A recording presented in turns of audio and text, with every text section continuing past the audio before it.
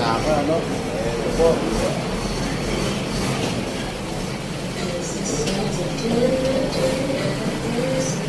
Ito po, boss, no?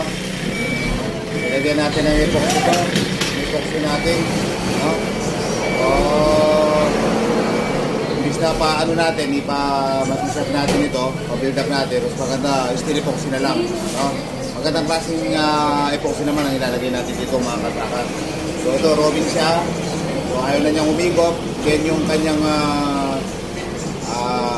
bearing, no, may space na. Meron siyang may backward na. Ganito, may natasaban din na itong itong kanyang shafting. So nilagay natin special sa pagitan ng bearing tsaka itong cover.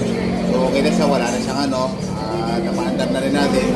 So dito na lang, patutuyuin na lang natin itong